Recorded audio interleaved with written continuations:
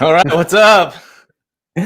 What's going on, everybody? Yeah, that's a great intro as always. Always a shout out to Magic for putting that together. And here we are. Travers Week is here. We're in the middle of it, and you know it's different this year, but it's still exciting.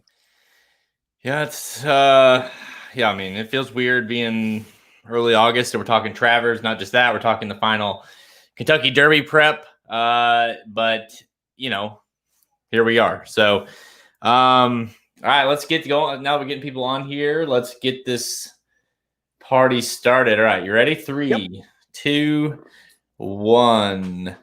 What is up? I'm Jared Welch. He's Aaron Halterman. This is Blinkers Off. What's up, my man? What's up, man? Yeah, it's the best weekend of the season, right? The Travers Stakes. It's kind of funny. Out of all the races, once you get into this game, this is kind of the one that becomes more important than almost all of them. I still wouldn't put it above the Kentucky Derby, but it's right up there. This is a race. If you have a horse that has a shot to win this race, it would definitely be a dream come true. So Travers weekend, I don't care if it is earlier this year. I don't care. It's still the Travers, and it's still one of the biggest races on the whole season. I mean, really, and this year makes it even more important, frankly, because it's the final Derby prep, the Kentucky Derby prep, and so it's an historical year in that regard. But you also have, you know, the top two, you know, Kentucky Derby prospects running against each other. So you get kind of an early preview matchup here: Uncle Chuck versus Tiz the Law. So I mean, it's kind of amazing we actually get this race for the Travers. I mean, I think all things considered, it's a hell of a year for the Travers, and so much on the line. I mean, Tiz the Law obviously is in. Uncle Chuck needs to do well, obviously, to get points, and then you got the whole factor of running a mile and a quarter prep for a mile and a quarter race. So you know, there's a lot of weird things going on this year, but yeah, the Travers, like you said, it's different this year. It feels different, but at the same time, when Travers Week gets here, I still feel like a Triple Crown week. Absolutely, yeah. And you know, I think the big fear after the Belmont, when Tiz the Law dominated like he did in that race, the big fear was, well, the Travers is going to be pretty bad because it's going to have Tiz the Law and everybody else that kind of ran in the Belmont. They're not going to try to challenge him. Maybe they'll wait for the Kentucky Derby, and who's going to ship to Saratoga during a pandemic and this and that. And Bob Baffert's out of horses at the time.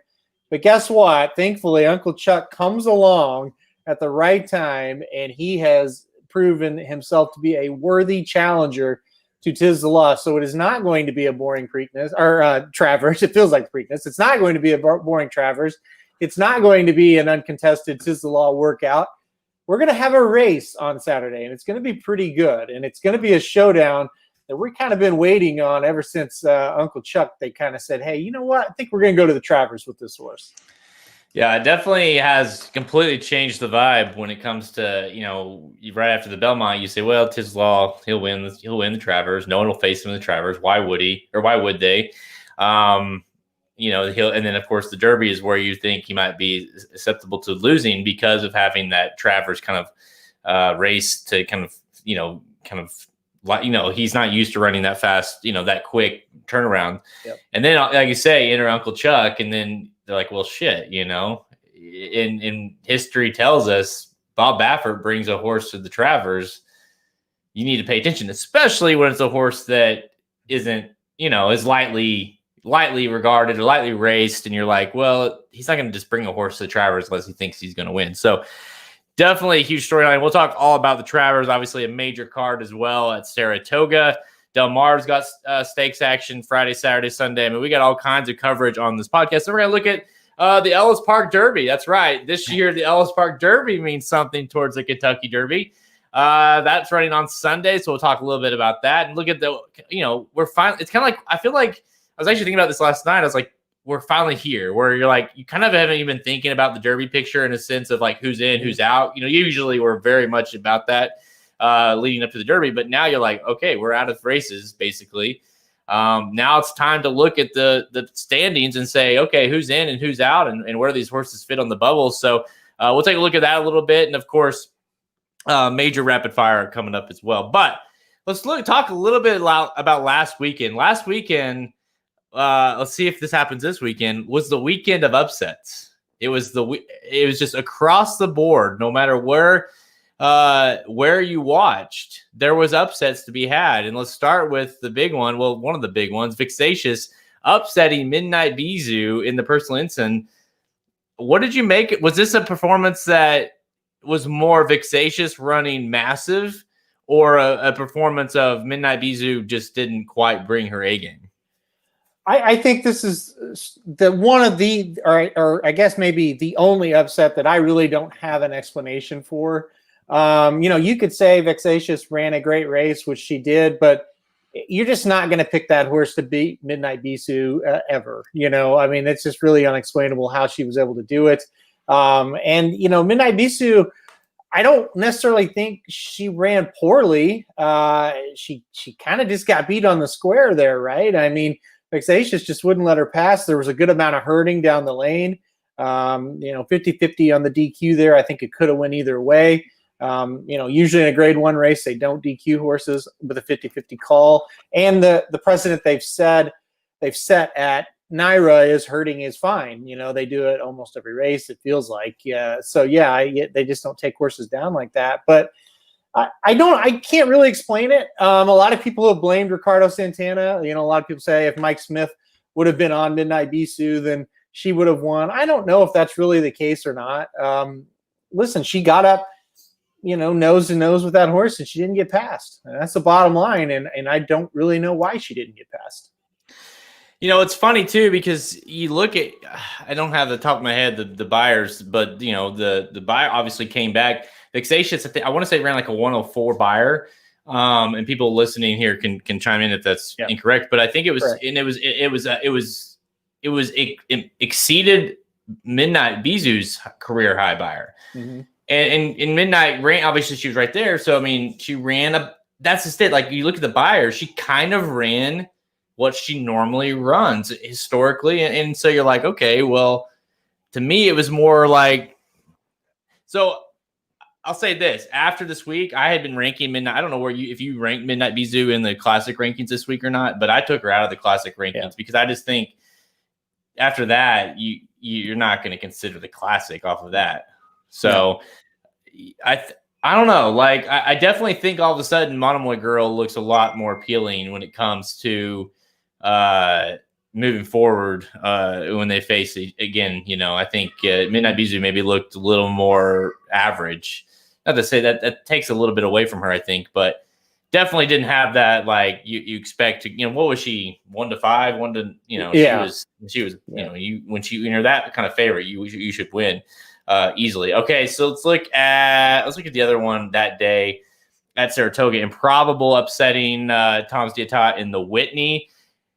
This one was, like you say, that one you can't really come up with one. This one, obviously, Tom completely just almost fell over out of the gate, lost all chances there. Improbable got kind of the easy, the cleanest, perfect trip of the field.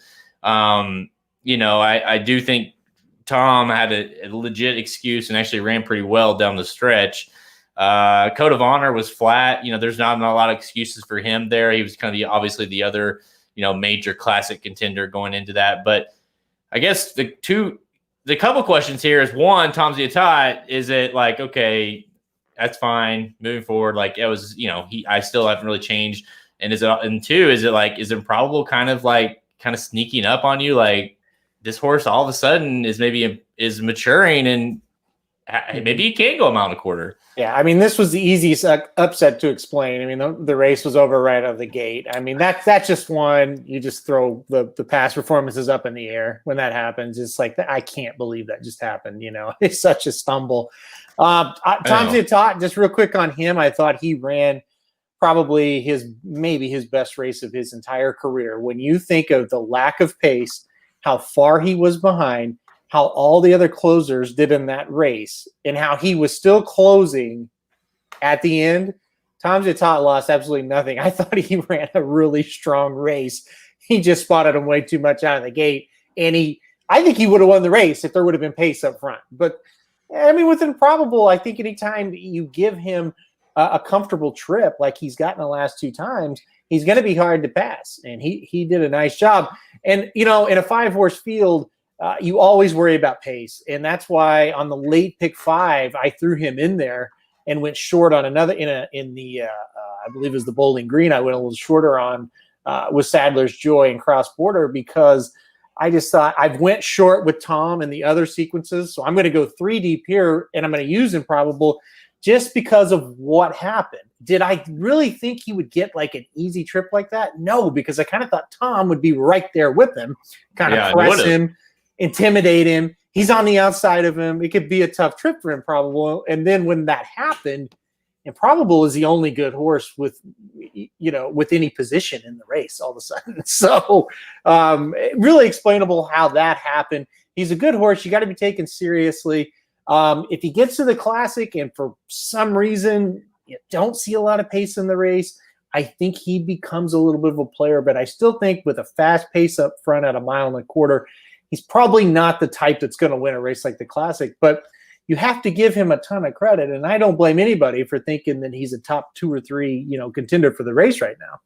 Yeah. I mean, he certainly looked like it. He ran a big number. It's funny how this horse no matter if he's improved on the track, the gate issues never escape this horse, but yet he breaks well almost every time. That's kind of the crazy thing. He's real, like he acts like an idiot in the gate, but then he's ready to go. It's funny too. I saw that Bodie Express is running Sunday in the Aldar, and they had planned on running the Whitney, decided not to, thinking there would be too much pace in the race, is what they said. And see, he would have made that. He would have made a big factor into that race one way or the other. Whether it's him out on the lead by himself, he's got a shot to win it, or he's out bothering Improbable.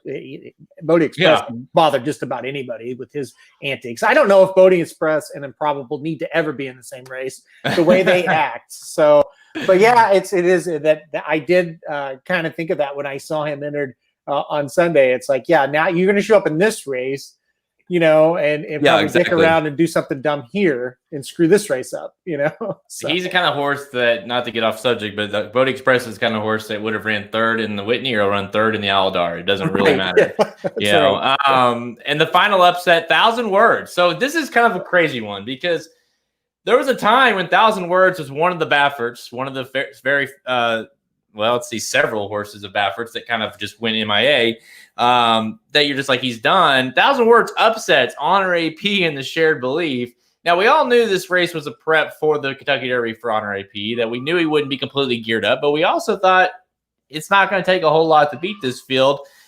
And 1,000 Words is just kind of turned into the horse that maybe a lot of people thought in January. I think 1,000 Words level of improvement is strong. I don't think it's as strong as the 104 Phantom Buyer that he got. I think that is nuts. I mean, if you're saying he got a 104 and like Cezanne was like up in the high 90s, it's like, come on, those horses didn't run that fast. But I think the big takeaway I took from it was, I don't care what the number was. I know what my eyes told me. Honor AP was dog shit in this race. Okay. He was horrible in this race. The only reason it looked like he was closing is because 1,000 Words was stopping near the wire. And so was every other horse. And sure, Honor AP didn't stop because he never really got going. It looked like he was going to run last in this race. I hated this race from Honor AP. That was my takeaway. And that's the upset's easy to explain here. The favorite didn't show up with any kind of effort at all. And you're never going to convince me otherwise. I don't care what the buyer was. So it's funny too, because, we talked a little bit about this in our group chat. It's kind of like, you kind of wouldn't have been the worst thing to see Honor AP lose, because then, most of us like Honor AP, and for the Derby especially, we have for a while. And you say, well, that would juice up the price for the Derby. But you kind of assumed if he lost, it would be because of he was coming, but because you kind of wondered if he needed longer, right? Like if this was going to be a little short. So it's like he makes a huge run, he does his thing. One of the horses runs massive and he can't quite get there. And all of a sudden, it kind of in a similar fashion of Tom's Dietat, you're like, listen, I'm not worried about it. And I'll bet him back. But now all of a sudden, are you kind of like, hang on, because this horse I agree. He was really bad. He never seemed like he was interested in running. And like you said, it was more of an optical illusion that he was closing because no one else was really making any advancements down the stretch. So I don't know. I mean, it's going to be dicey. Obviously, the Travers will tell us a lot with these other two top contenders, Uncle Chuck and Tiz the Law, but he's going to have to improve greatly to face either one of these in the Kentucky Derby. The only reason I still have some hope for him is his trainer, John Sheriffs. I kind of had the feeling he just kind of used the shared belief as a dick-off type race for this horse and didn't really have him cranked, and he will for this first Saturday in September, and he gets that 1.25 miles, which is okay. The other big thing is the shared belief was definitely too short for him. There's no doubt, but that's not why he lost. Like I saw people on Twitter going, well, it's just too short. No, that's not really why he lost that race. He lost because he ran like shit. I mean, that's just all there is to it. Like if it was 1.125 miles, would he have won? I get like maybe, but it wouldn't have been like, wow, like we saw in the Santa Anita Derby. It would have been like, that was pretty rough. He was all out to get by 1,000 words. So, I mean, I've lost confidence in him big time. Do I think he has no shot? No, but I've lost a lot of confidence in him. And if Uncle Chuck and Tiz the Law run bang-up races in the Travers, I don't think that 1.25 miles is going to help Honor AP enough. Where before that race, I kind of had a good feeling about him. Yeah, like you say, and maybe it's a little like with Authentic, and you're like, yeah, I mean, how good is Authentic? We know Authentic's good. He's not great. That was maybe an issue. It looked like he was really, Honor AP looked really good in the Santa Anita Derby. Yeah. Was he really that good? He's bred to go long. You would think he would hit the board, but winning the Kentucky Derby at this point for Honor AP from a week ago to a week ago today completely has changed in my mind as far as what he is possible. To me, the Kentucky Derby winner is very likely running on Saturday. Yeah. So, and we'll talk more about that race. Okay. Let's see. What any other news? Let's go straight to it. It's got a big show, a lot of rapid fire to go to. What best thing you saw today?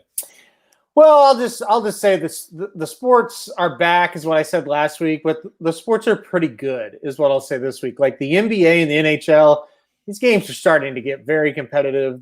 I think that both leagues have kind of rounded back into form.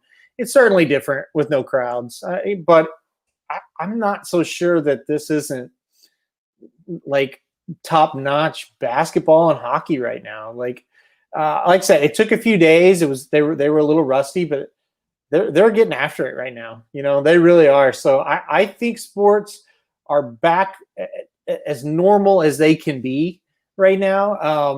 And it's really just kind of nice to be able to turn on the television. Not that I can really pay that much attention to it with everything going on in racing, but just to have it on in the background, to have sports on in the background, and you can look up from your computer every once in a while and watch 5 or 10 minutes of basketball or hockey. It's been really, really good. I got mine. Okay. So it's sports. It's sports related, but how about this? PGA Championship kicked off today, and our boy Tiger shoots an opening day 68. And boy, let me tell you guys, if you didn't watch this, gutted it out too. I mean, it was not a pretty 68. Lowest first round score in a major in 8 years for Tiger. So we all know what the weekend looks like for Tiger. Typically, that's a great start. Obviously the weekend's going to be massive with the Travers and the Ellis Park Derby on Sunday, but sign me up for a final round Sunday, the PGA Championship, fans or no fans, with Tiger in the final group. So it's good to see. Again, it's weird, but the PGA, everything's jacked up right now. But man, it was good to see Tiger shoot a 68, and I'm hoping that he keeps it going for the weekend because, golf's just better when Tiger's in contention. Yeah, golf's kind of been weird because it's been going on, but they delayed all the majors, and I don't really pay a ton of attention to it unless it's like one of the majors or maybe like 2 or 3 other tournaments here or there. But yeah, it's like that came out of nowhere, actually. Like I turned on television and it was on and it was PGA and I was like, oh, I totally forgot about that. So yeah, I'm with you. He's just 3 strokes out of it. And, and typically Tiger is like, he's first round, he's shooting like, he shoots like a 75 or something. He works his ass off to make the cut and then he's a little bit in contention. But here, when he starts off in contention off the bat, let's hope he has another good day tomorrow. Then the weekend is just more fun. It's just more fun when you got a golf major on, and Tiger's is lurking around. So best thing I saw definitely got to be seeing Tiger shooting a solid opening round of 68 in PGA Championship. All right, let's get to it. Today we're going to preview Saturday's $1 million Runhappy Travers Stakes, Grade 1 at Saratoga. It's worth 140, 20, 10 points to the top 4 finishers to the road to the Kentucky Derby. Then the dudes also look at the current Kentucky Derby point standings and give rapid-fire selections for some of the other major stakes action at Del Mar, Ellis Park, and Saratoga, including that Runhappy Ellis Park Derby featuring Art Collector. Let's go! All right. So we are going to do the Travers. We'll talk about the Travers in detail here. And then we will look a little bit at the Kentucky Derby, how that looks right now, obviously how it might look after this weekend. And, of course, we just have one more at Monmouth Pegasus, which is a minor points race after this weekend. So, really, for the most part, everything is set you also have a lot of horses like, the one that always comes to my mind is Ete Indian, who's obviously in, but we don't even know if he's going to run. So you got a lot of horses like that who might sway the points a little bit. So horses on the bubble this year it's going to be very vital for sure. So we'll talk a little bit about that. And then of course, I think we've got like 1, 2, 3, 4, 5, 6, 7 races we're going to talk about on rapid fire. So we're going to get going. Yep. Yeah, it's going to be good. This is definitely the one I'm excited to talk about. So let me pull up my PPs here and pull out his PP, guys. I'm gonna pull not till the after show. Yeah. And then we will get to it here. And if you guys have questions, comments, obviously the best comments will feature up here on the screen and we can talk about them live. So yep. Man, I'm telling you guys, this weekend, I know like we're the usual Travers Day, you got it's loaded with undercard races. We got 4 or 5 total stakes on the day, but some solid races, some solid horses in these races. And then just across the country, Del Mar's got some nice stakes action going. Friday's got the Saratoga Special and the Sorrento at Del Mar. Those are 2 really good races for 2-year-olds. And then, of course, you've got the Ellis Park Derby on Sunday. So it's a solid weekend, kind of a final weekend prior to the Kentucky Derby. So I'm definitely excited for it. Yeah, it's going to be really good. It's going to be really, really, really good. A lot of 2-year-old racing finally, and that's good because we haven't had a lot of that. So no, there's a few in there that I like that are worth talking about for the future here. So, all right, let's do it. 3, 2, 1. Saratoga on Saturday, the main event. It's the Grade 1 Runhappy Travers Stakes worth $1 million for 3-year-olds going 1.25 miles. It is worth Kentucky Derby points this year. That's right, 140, 20, 10 to your top 4 finishers. And it's a race 11. And you got 8 horses in the field. You really don't need much of an introduction here. Obviously, even money on Tiz the Law, the horse that won the Belmont Stakes. And then Uncle Chuck for Bob Baffert at 5-2. That's the showdown, right? Those two. But you also have some horses in here like Country Grammar, who's coming in off the Peter Pan. You got horses like Max Player, who ran okay in the Belmont Stakes. Caricaro, who ran in the Peter Pan as well. You've got South Bend for Bill Mott. So you've got some of these Chivalry, a horse that, at one point did finish second in the Derby prep. So you've kind of got horses across the board, but it's kind of like these two and then everyone else.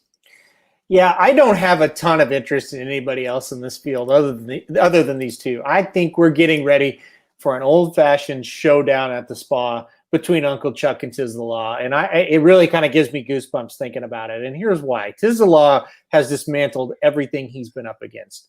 But do you know what Tiz the Law has not seen? A Baffert horse. Think about that for a second. He has avoided Baffert up until now. Now, how good is Uncle Chuck? He's good enough that Bob Baffert said, I'll take on the Belmont winner. I'll take on the Florida Derby winner who has looked unbeatable. I'll send this horse with 2 races under his belt. I'll go ahead and send him all the way to New York for the Travers. A race when I show up, I usually win. So how good is Uncle Chuck? He's probably pretty freaking good based on that right there. And I don't need to see his races or his numbers or anything else. So this is going to be a showdown. And I'm going to tell you, this is the best horse Tiz the Law has faced by a wide margin. And that's what makes this a hell of a race. Dude, I mean, it went from like a walkover to, I think you're going to – and you know what? It's what's crazy about this. There's a lot of factors here that kind of baffle my mind because it's like it almost feels like you're sacrificing the Kentucky Derby for this race if you're Uncle Chuck and Tiz the Law, because you do feel like now there's gonna have to be a showdown here for one of them to win here. And obviously Tiz the Law you would make at least the excuse like he's well got the points, no issue whatsoever. I mean, Uncle Chuck, that's the thing for me that makes it so powerful that Bob Baffert's bringing him here. It's not like that's not enough. It's like he needs the points. I mean, he has 0 points. Well, he has 20. He does have. Yeah, he's got it, but he's got to do something to win. I mean, to get in. He's got to finish first or second. Yeah, he's got the Los Al Derby points, right? Which is not enough to get him in, but and on top of that, he's got to. I mean, he's got to show something. So the fact that he's still like using this as the springboard to get him in against Tiz the Law and running a 1.25-mile race when the horse, by the way, is only raced twice, and as you know, it says everything about the horse. He ran his second start ever in 1 1/8, grade 3 at Los Al, and beat, by the way, 1,000 Words handedly, who just came back to win that stakes race we just talked about over Honorary Peace. So obviously this horse is good. I mean, the workouts of this horse are insane. This horse is a freak. They act like the way he works, his stride, is just something that, he's got these long legs and can just, the stride is just like effortless. So Bob Baffert bringing him in here is really all you frankly need to know, as far as what you think about the horse.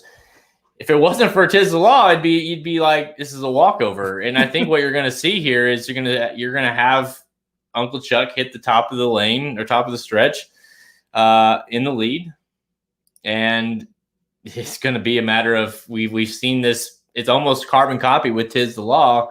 Every race he makes that move on the outside, and here he is again going to sit the trip outside of Uncle Chuck. Does he have that move in him to face and run down an Uncle Chuck? Well, that's going to be the big question. And not to just keep gushing about Uncle Chuck, but this horse beat 1,000 Words like he was just a stepchild by 4 lengths, just collared him, blew by him effortlessly, beat him by 4 lengths, who came back to beat Honor AP in the Shared Belief last week. So it's not like Uncle Chuck beat a horrible horse in 1,000 Words. And 1,000 Words seemingly ran a pretty decent race in the Los Al Derby. Like for a second, you're like, yeah, he's running. He might make a race of it. And then he just got killed. So can Tiz the Law catch Uncle Chuck is definitely going to be the storyline. And I think a big part of it is going to be what does the speed look like in this race? It's a short field, right? There's only 8 horses, but you've got Chivalry, who is going to go to the front. I mean, I think that's his only shot of winning. You've got First Line, who kind of likes to go to the front, and you've got Uncle Chuck, and you've got Caracaro, who's got speed. So is the speed going to be enough to where Uncle Chuck's pretty tired? Because if so, I think it's going to be Zoom right by him. I think the big key is, can Uncle Chuck sit off cheap speed? And if he can, then it's going to be 2 horses with Uncle Chuck probably being a length or 2 ahead of Tiz the Law coming into the stretch. And then that's going to be an epic battle. And that's actually what I'm expecting. I think Uncle Chuck sits off that cheap speed. I think it fades after the 6 furlong pole. Whoever Chivalry's out there with, they're not going to last. And I think Uncle Chuck actually is going to get first run with Tiz the Law right behind him. And then that's what it's going to come down to. It's going to be a 2-horse race down the lane. I'm going with Tiz the Law. And there's only one reason. Uncle Chuck has not changed his leads in either of his starts. And that is the only reason I'm picking Tiz the Law to beat him. He can't get away with something like that again and beat a horse like Tiz the Law. He's going to have to change his leads. He's going to need that extra burst when he gets into the stretch to beat a good horse like Tiz the Law. He hasn't done it yet. I don't know if he's going to do it in a 1.25-mile race at a new racetrack against a horse like Tiz. I don't think I just don't know if he's ready for that kind of stretch duel yet. And that's why I picked Tiz the Law. But that's really the only reason. I think Uncle Chuck may have more talent. Yeah. I mean, to me, it came down to, obviously it's between those two. It came down to the fact of, we saw it last week. He brings in Improbable and wins the Whitney. And he's obviously got Gamine coming up, coming in an undercard race of this, coming into the test. When he brings these horses in, like an Uncle Chuck, we've seen what he can do. It is just, to me, you don't see many like this that can do it like this. And the fact that he's bringing them in, and really everything you read and is very confident in deserving you hear a lot of deserving the chance to run here and kind of things like that. And you're like, this horse has ran twice, and he's facing clearly the number one horse that we have right now, the 3-year-old. And you're like, how do you doubt it? So, to me, I'm playing Uncle Chuck. I just think he's the one that he's fresher. He makes more sense as far as just an extreme talent level. Now I agree, it's not like he's gonna just breeze by. This is gonna be a test for sure. But I'm obviously, that makes the race interesting because it went from a free single to you almost have to play both those horses. In the sequence. Before we kind of talk about the sequence, but what do you think of this? You didn't really mention, what do you think of this race as a bigger picture? So, the point of this race being is obvious. I mean, it's different than a Derby prep. It is a Derby prep, but it's a Travers. Everyone wants the Travers. Right. But it is a Derby prep, and both these horses want to go to the Kentucky Derby. So do you think this race ultimately has, a negative effect on them in the Kentucky Derby? That's just a question. If it's an epic stretch duel type thing, yeah, it could definitely. It's a hard question to answer because you just don't know how it's going to play out. But yeah, absolutely. If they absolutely lay it down and it's neck and neck the whole stretch and they're battling, I think it definitely could have a negative effect in 4 weeks in the Derby, especially with a horse like Tiz the Law, who's not used to coming back that quick anyway. That's going to be the knock on Tiz the Law, will be the quick, for him, turnaround Travers Derby. We haven't seen that from him. And that's another good reason to think he's going to fire a huge race here. The spacing's right for him again. They've spaced his races perfectly. They don't have that luxury after this one, though, if they're going to go to the Kentucky Derby. So, I think this race could have a negative effect on their Derby chances. And not to mention, this is a 1.25 miles, and then they got to wheel right back and do it again. Yeah, I know. That's just it. You're not just running a prep that's going to be up against the two best horses right now. You're running a 1.25 mile race, less than a month prior to the Kentucky Derby. So, yeah, and especially when you're talking about Tiz the Law, who has technically won the quote unquote first leg of the Triple Crown. So, I mean, this is a horse that is a lot. It's in a funny way. It's thinking like it's almost like Farrah winning the Derby and then running in the Travers and then running in the Preakness. I mean, it's just so jacked up to think about it that way. But it's like this is asking a hell of a lot. And like you said 100 times, if this horse can win here and win the Kentucky Derby, Tiz the Law being, then that horse, and obviously already won the Belmont. This horse is a freak. So, to me, as far as the multis go, spoiler alert, I won't tell you who. I won't tell you who picked him, who the horse is, but not everybody. The Racing Dudes wagering guide, the Travers wagering guide coming up at racingdudes.com. Not everybody. 8 of us. Slim, Samich, Magic, Sean, Vinny from Real Dynasty, a bunch of us on there. Not all of us picked either Tiz the Law or Uncle Chuck. I won't say who. I won't say who the horse is. So you just got to check it out. But I'm just saying, how shocked would you be if one of those horses don't win? Well, I'll say this. I would be as shocked if I would have been if Authentic or Dr. Post didn't win the Haskell. And I almost was shocked. So I'll start with that. I would be completely shocked if Uncle Chuck or Tiz the Law doesn't win this race. Just to go down, like first line, number 1, I mean, that's just a total toss. That's just, hey, it's an 8-horse field, and we wanted to run this horse in the Travers and the Derby, so the dream's alive. We broke our maiden a few days ago, so let's throw it in there.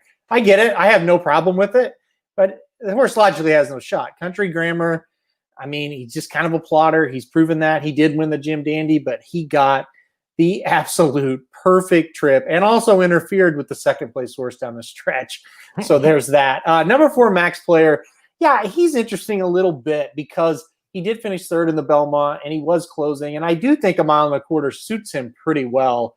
But to say he's going to win would be a big surprise. I think for him to win, I will say this about Max Player. I think if Uncle Chuck or Tiz the Law don't win, he has a chance to be the one because it probably means the pace completely melted down. I do think he's the strongest closer. So if there's going to be an upsetter, he's probably the one. Chivalry has no shot. Caracaro, he's pretty interesting second off the layoff. He was probably the best horse in the Jim Dandy. I don't have Trackus, but he had to have traveled way further than Country Grammar in that race. Right. It was a horrible trip, and he still almost beat him. So he's interesting, but I don't know about 1.25 miles with him. And then South Bend has no shot. So, yeah, I mean, second off the layoff, Max Player closing wins. If you're going to go against the top 2, I don't think that's a bad angle. I think you're probably not going to cash that ticket, but I don't blame you for trying to beat the top 2. Somewhere Dan is freaking out listening to you just saying Max Player has a shot to win the Travers Stakes. All right, that wraps up the Travers preview here. Again, you guys, I mean, I don't think I even need to say it, but you need to watch this race. Uncle Chuck versus Tiz the Law. I'm on Uncle Chuck. He's on Tiz the Law. But more importantly, this race is going to tell us so much as we head into the Kentucky Derby. Yeah, the Max Player angle. I mean, the thing that you do love if you're going to play Max Player is the idea that there is a lot of pace. On paper, it looks like it could get hot. So he might give you a thrill for a second.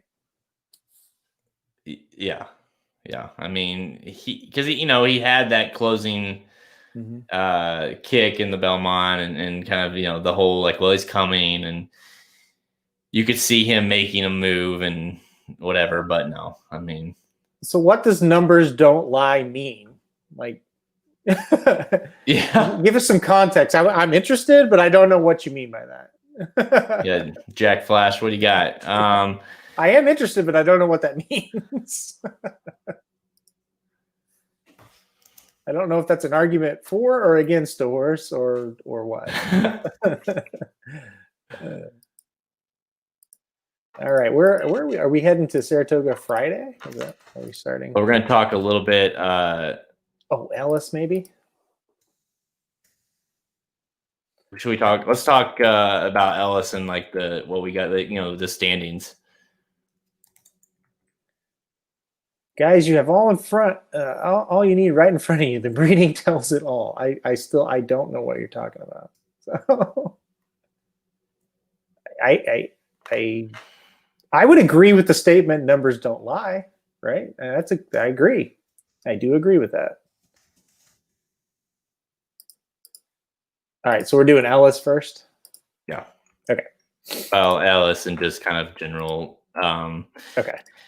Kentucky Derby points, and let's see here. Let's go flip Ellis. It's kind of crazy though, with Ellis being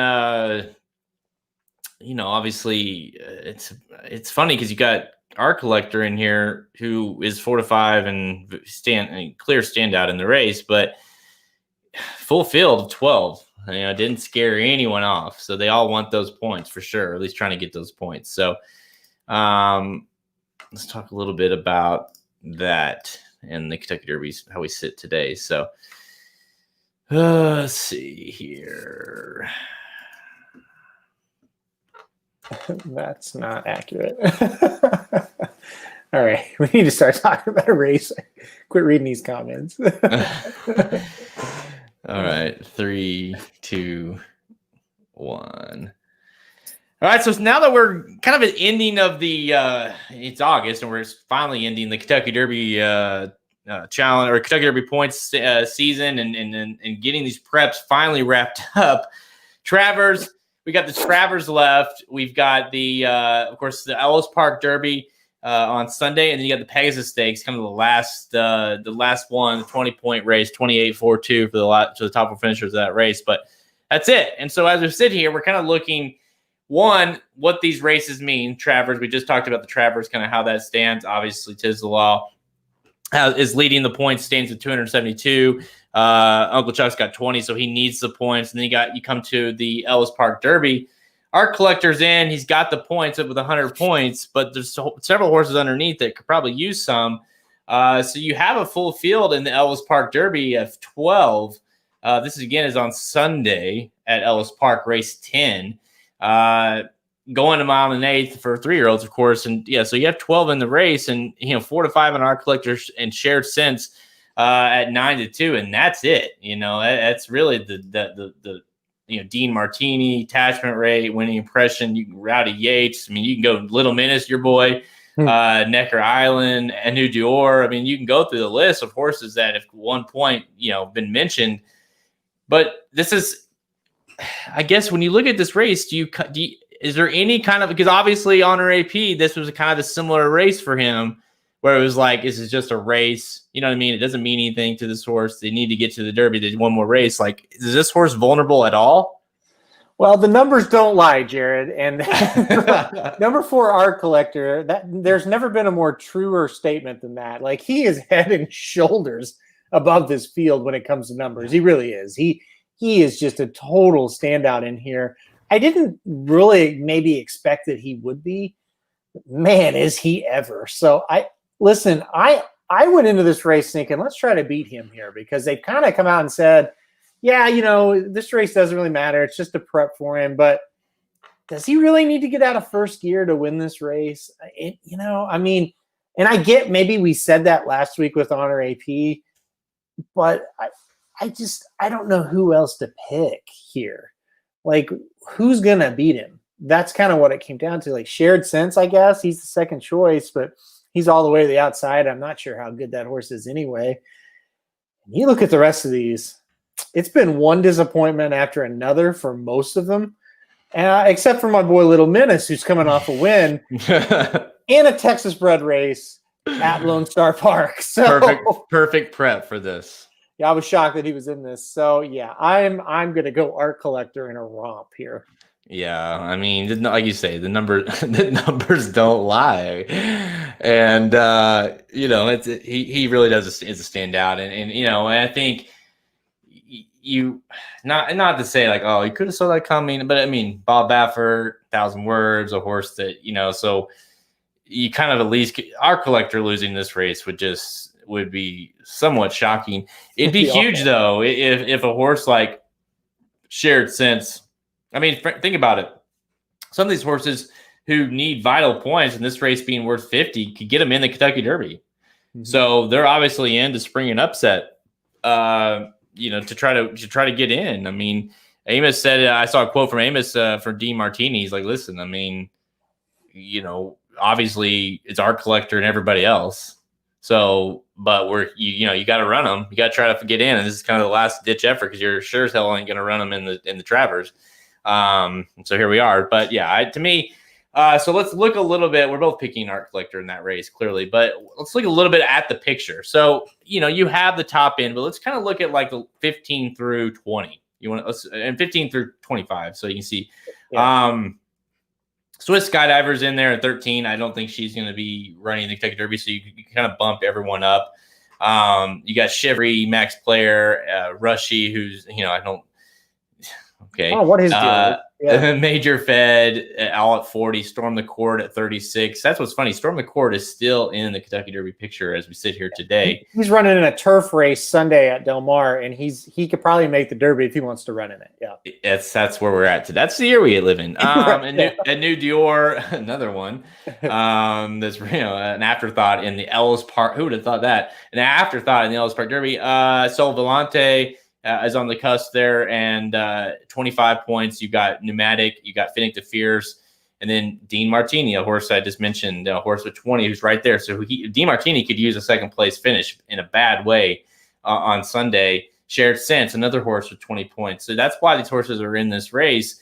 Uncle Chuck, 20, Candy Tycoon, 20, Winning Impression, another one there, 20 points. Caracaro, who's running in the Travers, at 20 points. Attachment Rate, another horse that was in this race at 15. So that's kind of where we're at, right? They're all right there. These last point races are going to be huge. And then you can look up and you say, okay, Ete Indian sits at 9 at 74 points. We don't even know if he's going to run. Mm-hmm. Enforceable at 43. Some of these horses that are just, whatever, it's like you don't even think about. Modernist at 70 points. Like again, Swiss Skydiver with 40 points. I mean, so it's such a top heavy, mm-hmm. and then just like the bottom list of horses who might make it. But it's the weirdest thing, right? Like looking at this list, you're just like, you don't care who gets in because it's all about like 3 or 4 horses. Yeah. And you mentioned Sole Volante. Where is he? He was supposed to run in this race. Like, where the hell is he? What is he up to now? Talk about being Cone, who obviously had Sole Volante or has Sole Volante and Ete Indian. Yeah. Whatever. Like say Florida Derby time, March, ish, April. It's like, he's all of a sudden he's gonna have 2 Derby runners. This is awesome. These horses are doing so well, and now all of a sudden he may have 0. And in just a matter of extending the Derby later in the season and bad luck a little bit. But mm-hmm. Is there anyone, this is probably a good question. I don't even know the answer to this. I've never asked you this, but is there anyone that's like bubble type horse, whether they be like, say, bottom half of the, so 10 through 20 or even outside of the bubble right now, that you're like, if this horse gets in, could at least like, I could see this horse blowing up the tote at finishing on the board? No, not really. Really, no. I mean, I think you said it best. It's going to be a Derby. I think we'll still get 20 because people won't say no to it. But it's good. There's going to be like 4 horses, right, that are ready to run and ready to make an impact, and the rest of them, it's just going to be if one of these other ones gets up, it's just kind of going to be the typical Derby luck of it all fell apart and one horse kept running, or one horse got a dream trip and he got third. I mean, yeah. The way it is now, that's just how it is. There's really not a horse on the bubble that I think, that I think is going to make a huge impact, and especially after this weekend, because I think maybe a horse or two, I guess Max Player is not really on the bubble, so to speak, because we know horses are going to drop out, but he's definitely a candidate for that 3rd or 4th spot. He's the type that could get there. Enforceable, you mentioned him. He's the type. they get way far back and they just kind of close and they hit the board, or they get close. So I mean, I think those are your types that you want to look for. I guess Soli Volante, if we knew like where he was, would be in there, but I can't say that now that I don't really know what's going on with him. Him and Ete are just chilling, man. They forgot that the Derby was extended or whatever, so they're just like whatever. Neither one of those horses, they had the whole like coming back off 0 days basically for Soli, and that was a huge mistake. And he hasn't been seen since. And of course, Ete keeps getting issue after issue, and so have no doubt that he won't run in the Kentucky Derby at this point either. So it's just been one of those years. So yeah. That's another reason why it's just so crazy to sit here and think that we're going to have a race ran on Saturday with, 2 horses that are the legit contenders to win the damn thing. And we're already going to see them. You think about years like in the past when, you got actual Derby preps in, March and April. It's very rare that we see, the 2 top choices seemingly of the Kentucky Derby running in a prep against each other. You don't see that very often. Nope. Because typically, let's be honest, typically it might be Bob Baffert with Dortmund, say, and Farrow, and of course he's splitting them up or whatever. So you don't see that all that often. But here we are. So, obviously we'll touch on this. It'll be fun. It'll be a fun next several weeks as we kind of finally get the field, what we're going to be working with here. Because trying to pick a winner is one thing. Trying to pick like the exotics and the supers and stuff in this race is going to be awful. It's going to be brutal. So definitely stay tuned to racenews.com for more information on the Kentucky Derby. But yeah, that's how it stands today. Our collector looks to continue adding points this weekend in the Ellis Park Derby. I think we're going to know who's going to win the Derby after this weekend. I really do. Yeah, I do too. Yeah, and it could be Uncle Chuck, it could be Tiz the Law, or it could be our collector. Listen, he hasn't done anything wrong in a long, long time. So he's right there. I know. I mean, you sit there and you look at his, because you obviously want to, you look at that race and anyone's first instinct is like, all right, I'm going to beat him. How do I beat this horse? Yeah.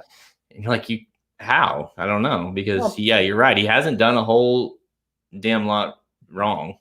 Well, and you think about, you think about looking at, okay, Tiz the Law, Uncle Chuck wearing each other out, going to be a battle. And then we talked about the art collector, the Ellis Park Derby, the art collector race, and it's like he could win under wraps.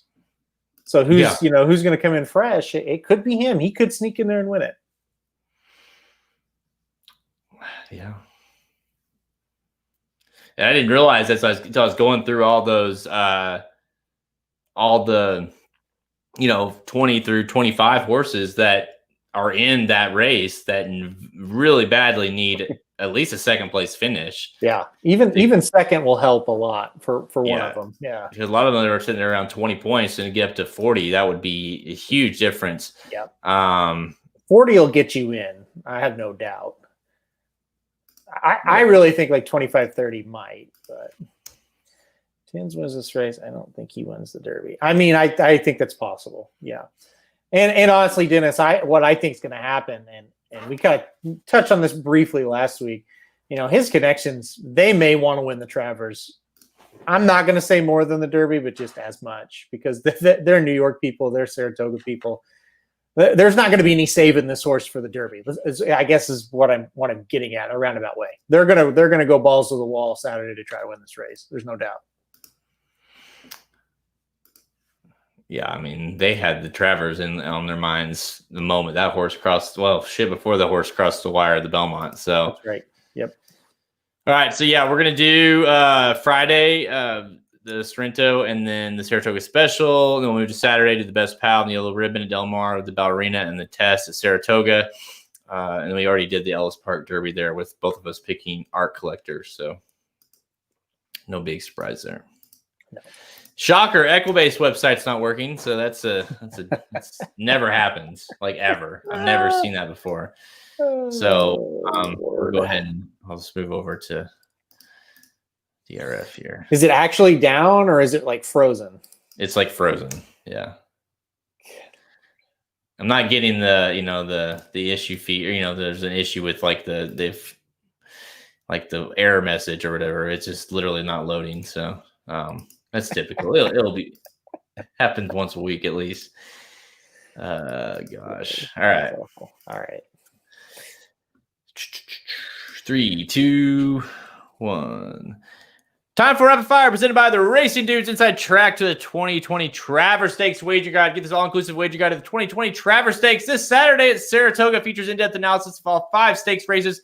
Plus, get bonus race-by-race analysis and betting suggestions for the entire Saratoga Saturday card. But that's not all.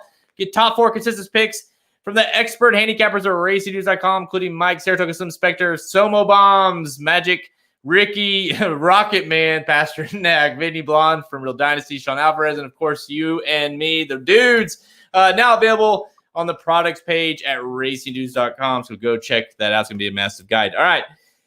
Let's kick this off. We've got a couple of races on Friday, a couple on Saturday, both at Del Mar and Saratoga. Let's go to Del Mar, I should say. On Friday, so today, race 8, the Grade 2 Sorrento.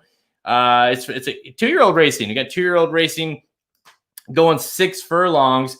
Nice little field here of 7 in the race, and it's kind of a fillies 2-year-olds. It's always a tricky time of the year, like you said earlier. You haven't seen a lot of 2-year-old action, and of course you've got the likes of Doug O'Neill and Peter Miller, and bringing some horses in here. The male side, we got some good ones to talk about later. But what do you think of this race?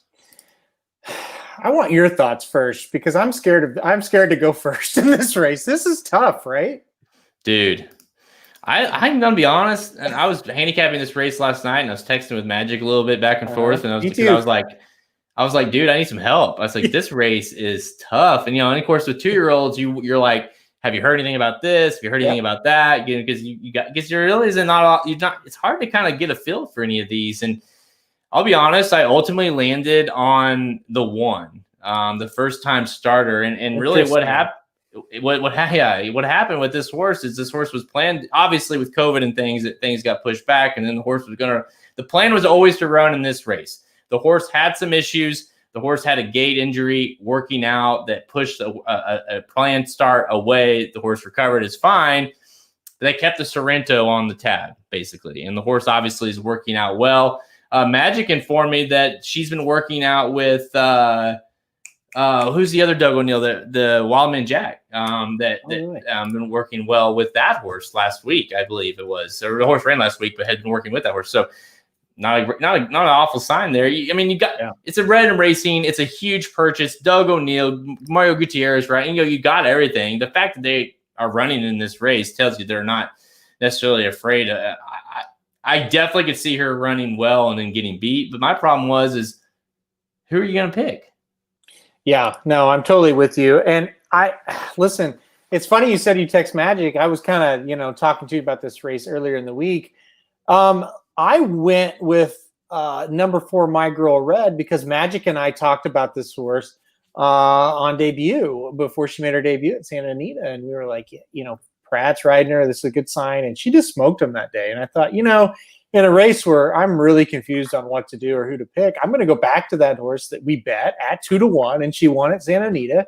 Now she's here. Very logical next race. Not that tough of a field.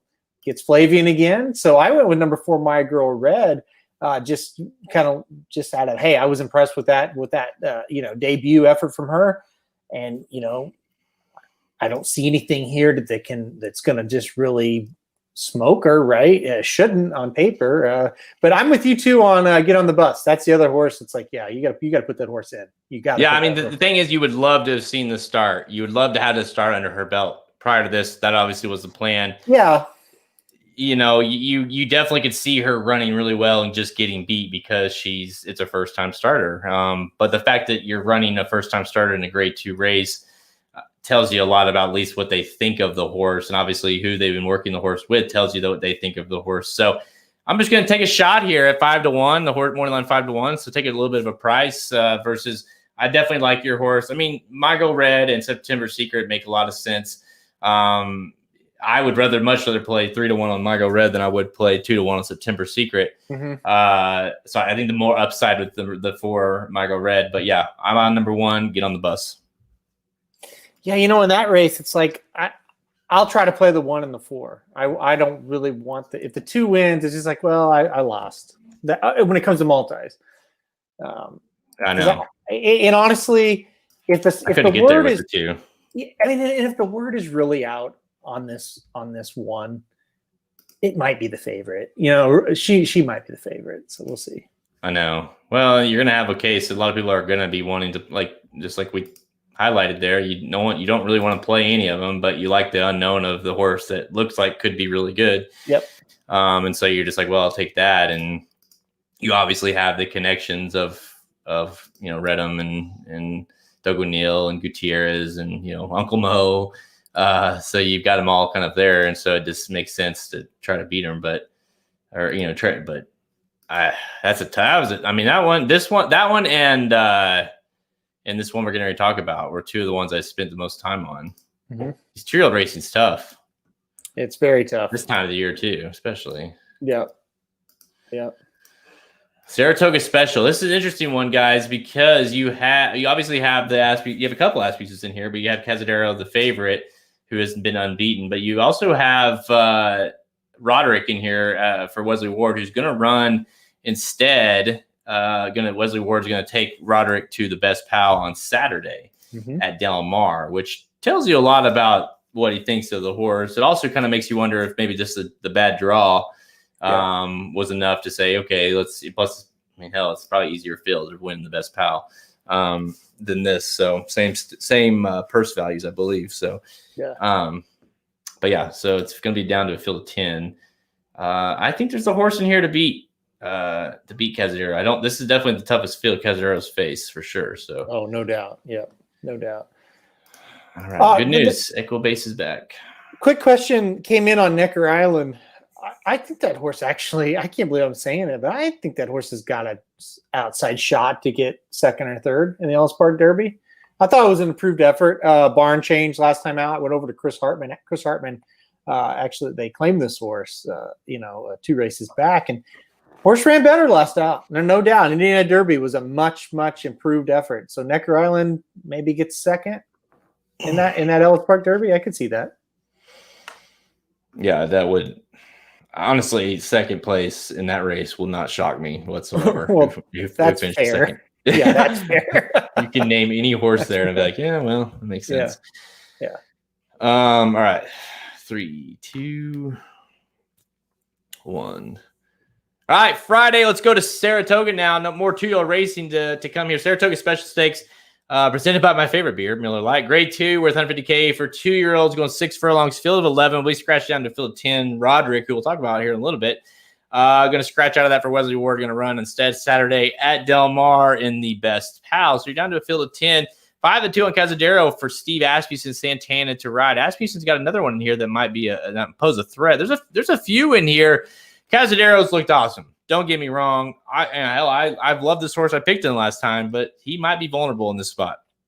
I do agree. If you're going to try to beat him, I'm not going to talk you off of it, and I'm gonna play 4 horses in this race. So I'm not, like Cazadero, very strong, but at the same time, I think he's awfully good, and I don't really think we've seen the best of him. So I did put him on top. He's definitely not going to be a single on Friday. I think Friday's card's extremely tough, by the way. So good luck if you're playing that. I think we're going to get some prices. But I did put Cazadero on top in this race. Really, it wasn't his maiden race, but it was the race last time out. Man, he drew off from that field like they were nothing. And they very well could have been nothing. But, man, he did that pretty easy. And I kind of thought he might accidentally lose in that spot. I thought he was pretty awesome instead. So Cazadero for me, I think we did a live show right after he ran that race. And we mentioned, because we were talking about Midnight and Tom afterwards, and we mentioned the Saratoga Special will probably be next for him. And here he is. So I'll play him. I also think there's enough in this field where he's not going to be like crazy over bet, where you might actually be able to play him. Let's hope he's not like 6-5. If that happens, then I'm probably going to go elsewhere. But I think there's enough talent in the race that you might get an okay price on him. Yeah,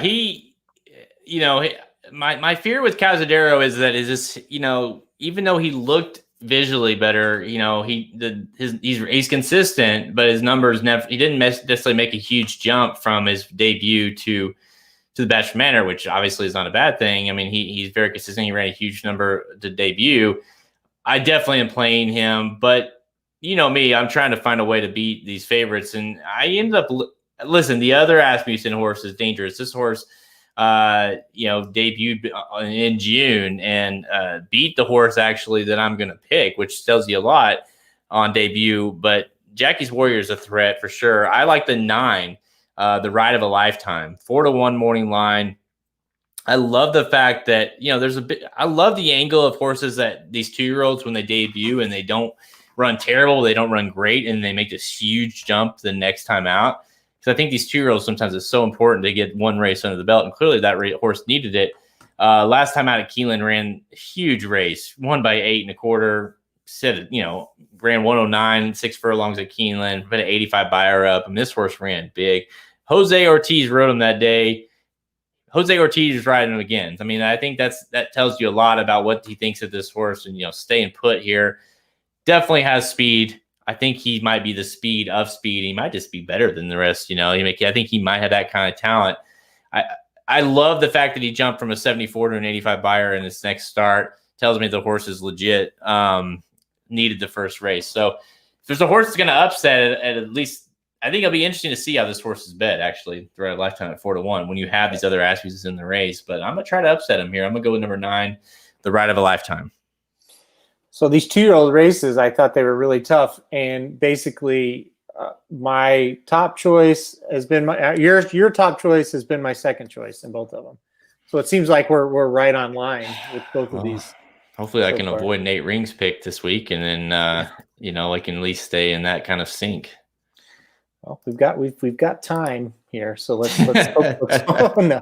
I almost picked the Ride of a Lifetime. The only race I could see that possible from you is I don't know. The Ballerina is tough, and maybe the Yellow Ribbon. We'll talk about that one coming up. But in the Ballerina, I really don't think you could pick one where I would make I don't know who's my pick is pretty dumb in the Ballerina. It's a really just the Ballerina. I can tell you this from the top 4 consensus picks on the wagering guide, all over the place. Yeah, I mean, you can tell none of us have a great feel for who's going to win that thing.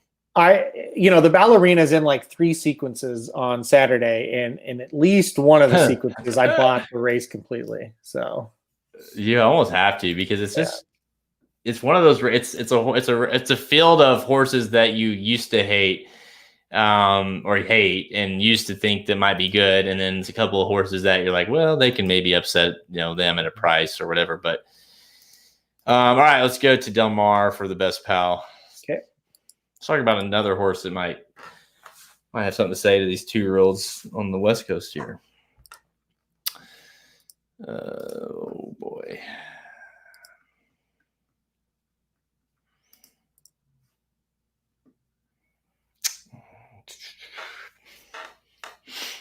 I agree, Dennis. Yeah, that combo for Ortiz and Craze is under. I forgot to mention that is underrated for sure. When he does, like you say, when he gets a horse, and the fact that he's staying put after riding for him, I think the 9 is the only horse that I think could beat Cazadero there. I mean, I think the other Asmussen is interesting, but if you wanted to play just the 9 and Cazadero, I wouldn't hate you for it. Because obviously, you look at Santana. I mean, where he went with, he's stuck with Cazadero. Yep. They the Asmussen barn. They obviously think that's the best one. So. Yep. All right, let's do the best pal. 3, 2, 1. All right, Saturday. Let's go back to Del Mar. Race 6, the best pal stakes, grade 2 with 150K for 2-year-olds, going 6 furlongs, field of 7. Lines up for this one, 9-5 on the horse that was going to run in the Saratoga Special. It's going to run here instead. Roderick for Wesley Ward gets Pratt to ride. It's, again, you got it's him. It's kind of like the Saratoga Special. You have Cazadero and you got to stand out, and can these horses beat him? I think Roderick's a standout here. Can Herd Immunity or Weston or Ambivalent or Sonic Breed. I had a hard time going anywhere else but Roderick. I really like Roderick here. Yeah, me too. I went with Roderick on top. I think he's I think he's a little more of a standout only because I don't think the field is quite as good. Yeah, there's another reason, obviously, other than him scratching out of the Saratoga Special. Obviously, drawing the post didn't help, but I think you're right. It's same purse size, and it's just a lot shittier field. I know who I'd rather face, and it's these horses out here, no doubt. And it's a race where Bob Baffert doesn't have one in the race, so it's almost like you're trying to steal one here. You're trying to steal one of these Del Mar 2-year races and not have to face the best trainer.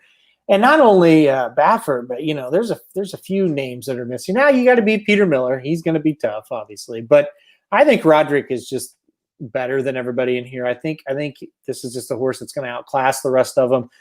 Flavian Pratt jumps aboard, and that usually means probably best horse in the race because he usually gets his pick out there. So yeah, number 4, Roderick for me. I think I said I was playing him, so we'll just leave it at that. Okay. Awkward silence. I don't know. I think I said it, so we'll call it. Yeah, I mean, I just think it's clear that this horse is, he's pretty damn good. No doubt. And he's not facing shit, so that helps. The Yellow Ribbon. This one, I got a price. I finally got a price here. Big price. Yellow Ribbon. Jolie Olympica is not running in this race. Right. Yeah. I mean, that's why I went a price because I think she would have been tough to beat here. But yeah, Jolie Olympica is not running. So it kind of, thankfully, Magic informed me of that last night too. Mm-hmm. And so I was like, well, shit. Okay. Now you can pick about anyone in here. Boy, you've got a price. I'm looking here. Okay. Yeah, Magic was he did tell me that he was a little surprised, but he also was including this horse on his ticket. So he didn't pick no horse on top because he didn't have balls. That's what he said. That's my word. But no, he makes a lot of sense at the price. Let's just leave it there. Okay. All right. 3, 2, 1. Later in the card at Del Mar Race 9, the Yellow Ribbon Handicap Grade 2 with 150K for fillies and mares. 3-year-olds and up going a mile and 16th on the turf. Field of 8 going to be scratched down to a field of 7. Jolie Olympica, the 8 horse, is going to scratch out of this race. So you're down to a field of 7, which is obviously going to jack up all the odds because 5-2 on Jolie Olympica was the morning line favorite. You've got Bo Recall at 3-1, Keeper of the Stars 7-2, Lady Prancelot at 5-1, 6-1 on Bohesia, and Submarine 12-1, 15-1. On another horse I can't pronounce. Yeah, 51 on Harmless. So, I mean, to me, it was like Jolie Olympica was the horse. And then once she's, you learn she's scratching and you're like, okay, now, you got to try to find an angle here. I went with the East Coast horse coming to the West. And I think Bo Recall is just better than these horses. I didn't try to get fancy here at all. You look at the race last time out, finished second, to newspaper of record. Nothing wrong with that. I mean, ever since this horse has been over to Brad Cox, she's been really good, and I was a little worried in the Mint Julep 2 races back. It was a long layoff, but she didn't look quite the same, got way behind. But in the Just a Game Grade 1 race, beat a horse like Uni, finished ahead of a horse like Uni, who I know didn't fire, but still, it still takes a good effort to beat that horse. So I'm going to go with the Brad Cox trained Bo Recall. Yeah, I get it. This horse ran a big time race last time out. And obviously without Jolie Olympica, it makes sense to try to play her. Obviously a classy horse, but you also wonder, like, she won this race. She won this race last year, I believe. Yeah.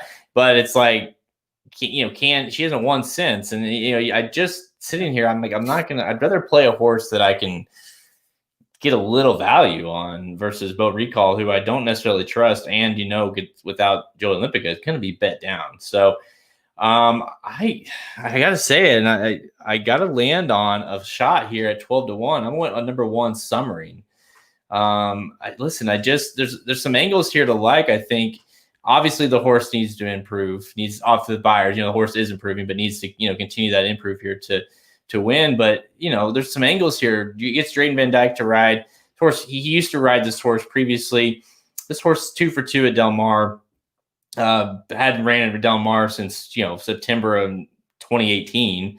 As a win at this distance, draws the rail, has some inside speed, so I think you're going to get that. And really, Proctor's not he's not going to send this horse here for nothing.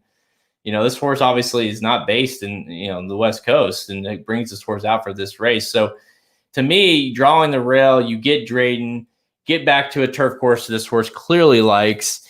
And you have Proctor, who obviously is not placing his horses in spots that he doesn't think have a shot. I think makes sense to try to play this horse at a price and try to steal the race. So I would number 1 Summering. That's another horse that's coming, from the east to the west. So I get it. It's just not often you see a horse lose an allowance at Laurel and then win a graded stakes race at Del Mar, but I get it. I mean, there's stuff to like. This horse has a lot of tactical speed too, which if you're betting a long shot, I think you want that. They're at least going to be in the race. You don't want one that's way out of it all the time.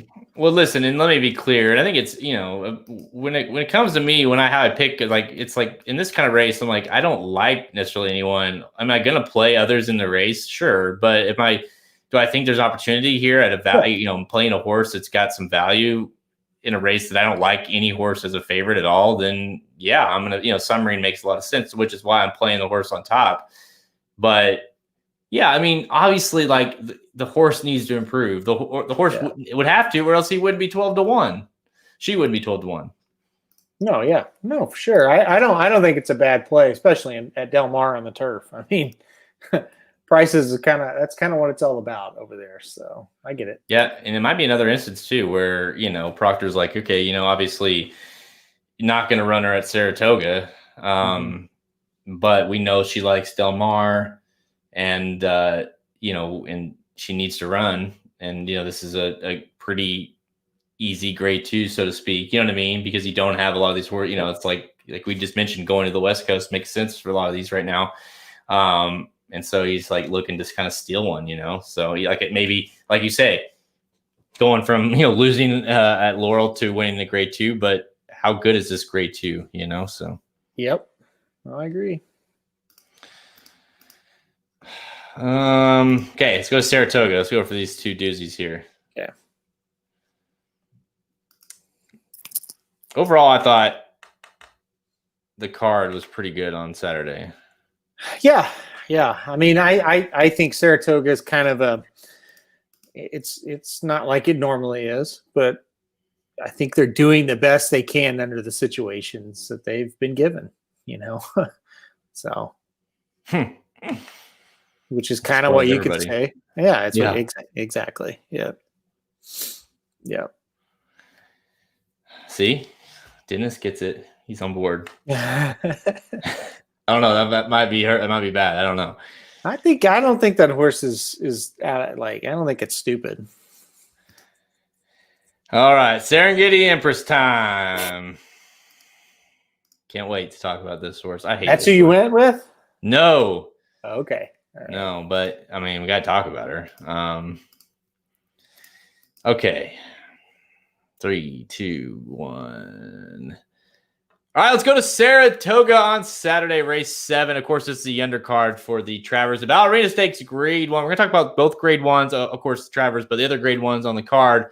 The grade 1 Ballerina race 7. It's worth $3K handicap fillies and mares, 3-year-olds and up, going 7 furlongs. It is a Breeders' Cup winning event for the filly and mare sprint. Field of 7 lines up for this one, and boy, does it have some names. How good are the names? We will see. Serengeti Empress 5-2, Cookie Dough 12-1, Victim of Love 15-1, Bellafina 9-5. I'm done with her. I took the blood oath. I'm sticking with it this time. Latruska at 5-1, Pink Sands at 10-1, and Come Dancing, your defending champion, at 3-1. So you kind of got a field here of horses that have one time ran really well, or one time you've picked, but it's like you sit here and you're like, well, Bellafina should win this race, like if it was ran in California, but it's not. And we all know how that goes for her. And then you're like, Serengeti Empress, she's looked awful this year for the most part, but she's also cutting back to 7 furlongs. And she looked really good at Saratoga last year when she, ran a little shorter. So what is she going to do? Come dancing. Obviously, she's been a disaster this year, and disaster running, where they've been running her. So it's like, what do you do with this field, man? I know it was definitely the hardest stakes on the card. It just kind of a drive you crazy type of race. I ended up, this is my crazy price horse. Okay. So you just had yours. I'll give you mine. And at 10-1, I think she's definitely worth a shot. I went number 6, Pink Sands on top. And what I'm hoping for is a major pace duel. And I think there's a very good shot of it happening when you look at Serengeti Empress, obviously going to go to the lead. Cookie Dough does her best running on the lead. Bellafina, she's got to be close to the lead. Latruska, the 5-horse, usually close to the lead. You look at Come Dancing, likes to be fairly close to the lead. There's a ton of pace in here. And if it melts down, there's no doubt in my mind Pink Sands will win, because we saw that play out at Gulfstream Park over the winter when she won a couple stakes races down there, specifically the 7 furlong Inside Information that she won by 3 lengths, where she just cruised by everybody despite falling way out of it. We're going to need pace. There's no doubt. If there's not, or if there's a lonely leader, then this horse has no shot, and it'll be a ripped up ticket as far as a win. But I'm going to go Pink Sands on top. Yeah, dude. I to be honest, when I was handicapping this race, it was late last night, and it got to this race, and I was like, I gotta go to bed. I cannot look at this race any longer. I will finalize my pick tomorrow on this race, because it is that kind of race where you're just like, I was like, am I going to sit here at 2 a.m. constantly looking at Serengeti Empress races? Like, no, yeah. I really do not want to do that. I mean, this horse, like, her and Bellafina should stand out in this race, and as far as their ability goes, and obviously last year with her and running at 7 furlongs in the test, she ran huge to Kafefi, who obviously came back to be to win the division last year. And then of course you've got the Acorn when she ran she really ran well. She just got beat by Guarna that day, going a mile. And that was of course, at Saratoga in the test. And you got to think the cutback will help. And she's looked so bad. I just think she's a mess. And then, obviously Bellafina, her and I are just so done. It's not even funny. and so I get the Pink Sands love, because that's how I was like, listen, you've got a lot of speed. And if the pace falls apart, Pink Sands, I mean, she's the only good closer in the race. Like, she would have to pick it up, right? Someone has to. But I could not get past the number 5, Latruska. I really thought this horse was very, very interesting. This horse has done very little wrong in her career. Nine wins and 11 starts. She started a career in Mexico, and then came to Gulfstream Park, and then came to Oaklawn, and then back to Gulfstream, and here she is. Gets Santana to ride, who did ride her for a victory at Oaklawn Park earlier this year in April. So you have some familiarity there, but yeah, this horse just has a ton of speed. And I know there's speed signed in the race, so that is the concern. But me, I like the horses that just go out and kind of run it down their throats. And, maybe she is the speed of speed. Maybe she is really, really fast. And, some of these other horses, just like Serengeti Empress, she'll have her typical cheap speed and fold. So maybe this horse off the cutback a little bit, has been running at a mile, gets to 7 furlongs here. She's a little bit, to me, at the bottom line of this is she's a little bit of the unknown, right? Mm-hmm. The 5 is a little bit of the unknown, where I'm like, listen, I know all these horses. I know what they're going to do. I don't know. She's been crazy fast in her races. Maybe she can hold on. So I'll take a little bit of a shot at somewhat of a price at 5-1. But listen, I would try to play as much of this field. Like, how sick would you be if Serengeti Empress beat you on Saturday? Oh, yeah, I would be sick, and I'm not going to let that happen. Just spoiler alert. I think the shortest I went in any sequence with this race involved was 4. So, and there's only 7 in the race. So she's definitely going to, you can't, she's one of those horses you hate, okay? Because you can't let her beat you. Because if she gets the setup, she could beat about anybody.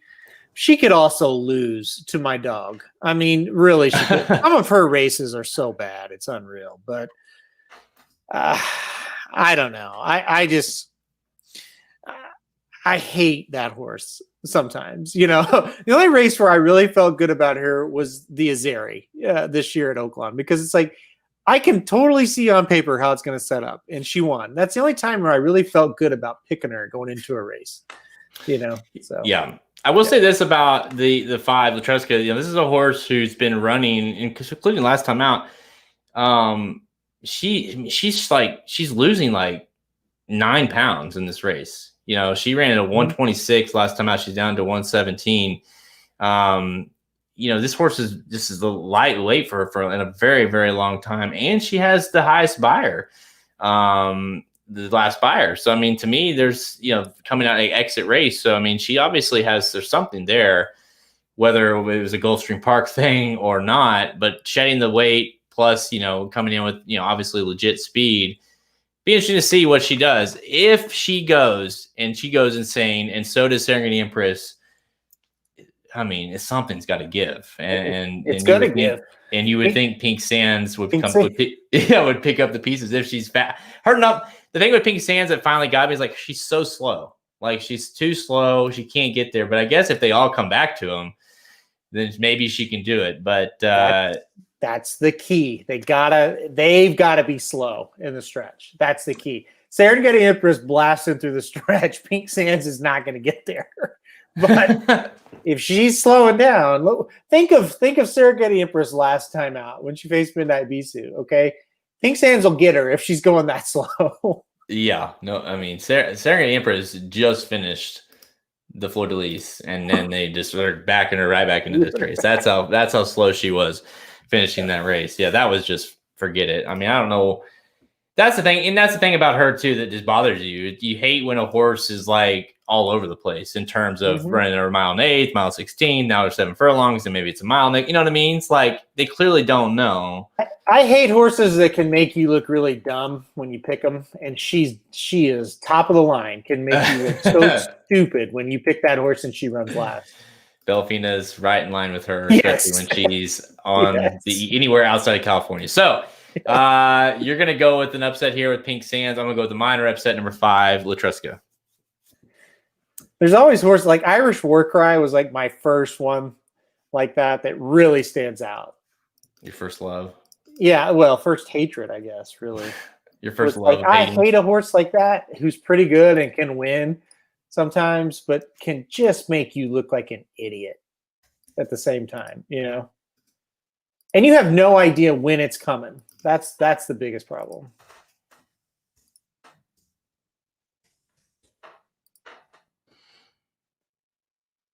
Exactly. That's been especially at Serengeti Empress's MO for her whole career. Mm-hmm.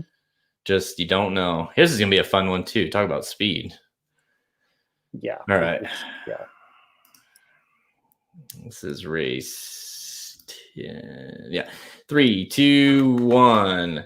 And finally, Saratoga race 10, the Longines Test Stakes Grade 1 with 300K for fillies and mares. For fillies, I'm sorry, 3 years old, going 7 furlongs, field of 6 lines up for this one.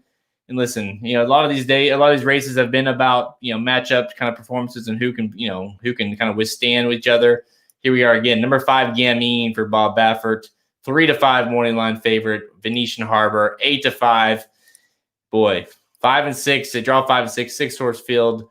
They're going 7 furlongs. They're cutting back. They're gonna just completely lay it down. You know that's gonna happen. Gamine obviously has been unbelievable. Her last race in the Acorn was epic. I mean, won by almost 20 lengths, fastest Acorn ever. Venetian Harbor, a horse that obviously has had a ton of hype and clearly needs to cut back, and finally does get the cut back. And when she's been running 6.5 mile, she's deadly. So what gives here? Well, somebody commented, you know, if one of the speed doesn't break, then it's over. Well, maybe that's what gives. Hopefully one of these speed horses don't break, and then it's wire to wire. Look, I've been super high on Venetian Harbor her last 2 starts, and she's faded. But she gets the cutback now that I guess we need. So, listen, bottom line, though, is it's Gamine for me. I think she's going to dominate again. I really do. Venetian Harbor is a really nice horse, but I don't think we've seen anything quite like Gamine this year. No matter the gender. You know, you look back even to that race 2 race back at Oaklawn where she went head to head and fended off Speech and won, and everybody was like, "Oh, you know, Speech isn't that good." Well, she just dominated the Ashland. You know, last time we saw her, so I think this horse is super good, and I don't think they can beat her. So I'm a Gamine fan. You know, in all these sequences, I singled her in most of them. I did play Venetian Harbor kind of as a backup in one of them, just in case that horse just really loves the cutback and has the talent. But I'm Gamine all the way. Yeah, I mean, bottom line is, Gamine has just looked too good. You know, let's be honest. When a horse looks so good that you know, filly, and there's talk of her, you know, being possible a contender for the Kentucky Derby, like if he were to point her that direction, and then it's like, okay, now she's cutting back, because if there was an issue, it's like, well, she can't go that long. Okay, no problem. We'll go from a mile to 7 furlongs. When, by the way, speed is her most dangerous weapon, and she is able to hold on. You know, she's got a nice kind of mixture of speed and has a lot of stamina there, especially going 7 furlongs. You know, this is the shortest she's ran since her debut race. So, I mean, really, there's not a lot to not. I mean, frankly, even if she bounces, like, she would need to bounce. Like, she could bounce 10 points if you're a buyer person. Gamine could bounce 10 points and still win the race off of Venetian Harbor's career high. Okay, so that should tell you kind of how good Gamine has been. So, I mean, yeah, to me, it's going to take just a monster effort, and mostly her to completely shit the bed, you know, frankly, for her to lose here. So Gamine, to me, especially in a sequence that you've got, obviously the next leg being the Travers, the previous leg where you've got the Weah and the, you know, obviously the stakes races coming up to that. This is a race that makes a lot of sense to single and move on, frankly, because if you're going to be playing both horses in the Travers, say, or if you even want to get crazy and play like Country Grammar or Caracaro or Max Player or whatever, I think this is where you single, you know, and you have to thin the ticket somewhere. And I think Gamine's it. So we're both on Gamine in the test. Yeah, I think that's going to be. That was our last rapid fire, right? Yep. Yeah, it's got a shot to be a showdown, but I just think Gamine's a little bit better. You know. Here's what's probably going to happen. To be honest, I think you're going to see Gamine run Venetian Harbor straight into the ground. Like, I think Venetian Harbor will look like Serengeti Empress crossing the wire. You know, that's pretty bold. I just think Gamine is freakishly fast. Her speed and her ability is just, that acorn was nutty. Get it? Nutty. I do now. That's a bold statement. Thank you, Magic. Glad you're tuning in. Yeah, it is. I mean, Venetian Harbor kind of likes to give it up pretty quick once she gets past too. There's not a lot of fight back, you know. I know, that's just it. And now again, we haven't seen her run this short in a while. You know, but gosh, I just think you look at Gamine, I mean, the mile 16th race at Oaklawn, she was close, obviously, but anything other than that, I mean, she just destroys them, you know. Yeah. Well, again, that Oaklawn race, she went up against a damn good horse, a horse that's going to be, you know, single-digit odds in the Kentucky Oaks. So, I know. I don't think you take anything away from her there. You just don't see, you know, many, like, that's just it. Like, Venetian Harbor, you know, and you said it, I'm a fan too, and she's consistently very good, but her numbers don't lie, really. And you just look at, you know, she's very consistent in the mid to about, let's just say, mid 90s buyers. Yep. Whereas, you know, Gamine is, you know, when she ran that Oaklawn race at a distance that clearly she did not want to go. Yep. She ran a 98 buyer that day. She ran a 110 in the Acorn. Her debut was 87, you know? So, I mean, it's just going to take a big time aggression from Gamine to even give Venetian Harbor a shot. It'll take a chance a lot type regression. Yeah. Which, I mean, I guess that could happen. but I don't see it.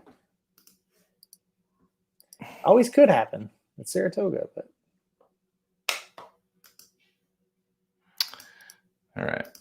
We're going to wrap this puppy up. So if you got any last questions while we're doing the closing, hit us up. What do you guys do? What do you and Sean do on Magic Mike?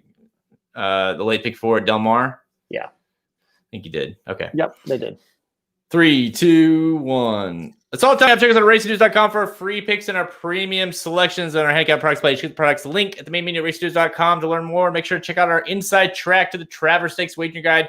Available right now. It's for Saturday at Saratoga, covering all 5 stakes as well as the entire card. Plus, get top 4 consistent stakes picks from all the expert handicappers over at racingnews.com. It's a great time to become a subscriber with all the big racing we have coming up, including the Kentucky Derby. That's right. It's August, and we have the Derby coming up. We're currently covering 30-plus tracks, all offering free picks. We're on Twitter at Racers with Dudes, Instagram and Facebook. Listen to us on SoundCloud, iTunes, Google Play Music, Stitcher, or even the website racingnews.com.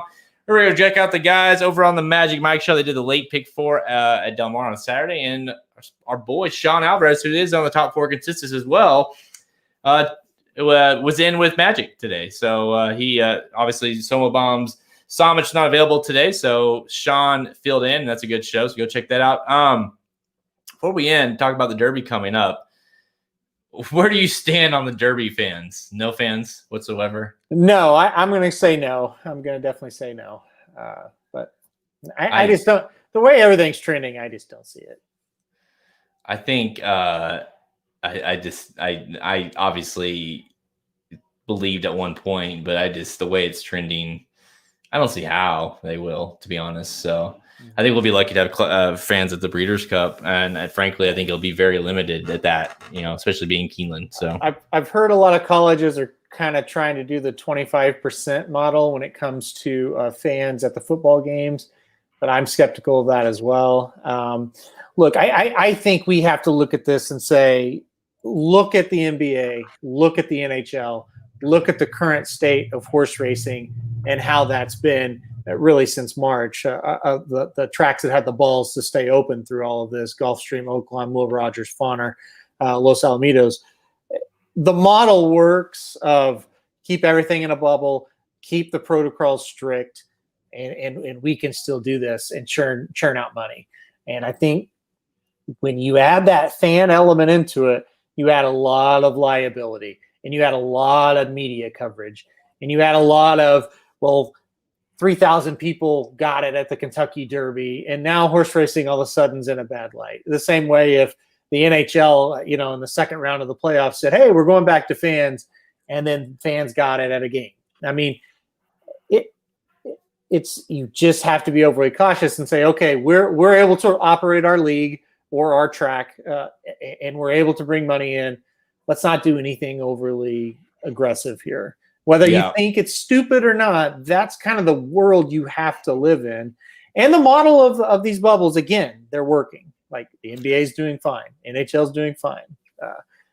Major League Baseball is showing you what happens when you don't have rules or people in the bubble. So you mean going to the casino is an issue for MLB? Like you can't just go to the casino it doesn't work in the bubble. Yeah. Yeah. I mean, I think there's a very fine line that we live right now with doing what we want to do. Like what would be awesome? Like, it's just not the Derby without fans. I agree. It's not. It's not. And I've been saying that all along, but can we make it work without? Yes. Yeah. Can we make the NBA work without fans? Yes. Yeah. And it's working. They can still make money. Yes. And can move forward and continue having, so the worst thing could be is like Kentucky Derby completely, has a ton of people there and everyone gets it. And then all of a sudden, like you say, horse racing is shed this huge not like we need any more negative light. So, well, look, 10 years from now, we're not going to look back at this Saratoga meet and this Del Mar meet and go, man, that was one of my favorites. It's actually going to be one of the worst because it just sucks. It sucks, but you still have to operate. And there's a lot of people betting it, and everybody listening to this is betting that. So anybody listening, just know that Evil Steve has tickets for sale for the Kentucky Derby if you're interested. Evil, man, I just don't think it's gonna happen, man. I hope it does, but I don't think it's gonna happen.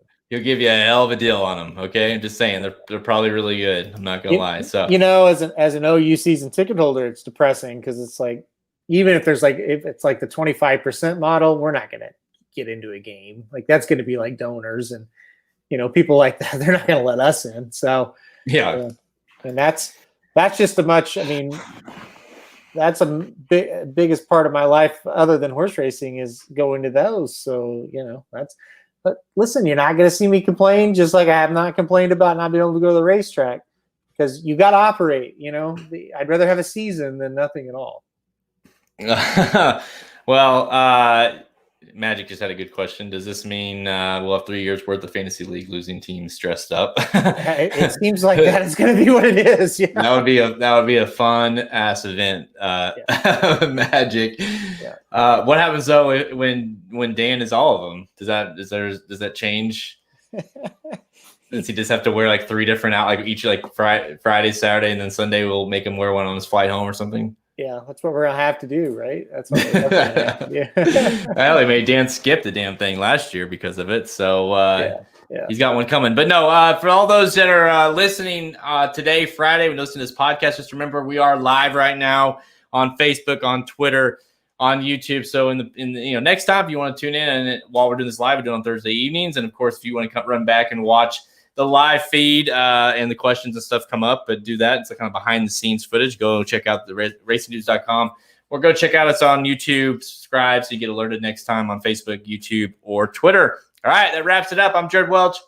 He's Aaron Alterman. Good luck this weekend.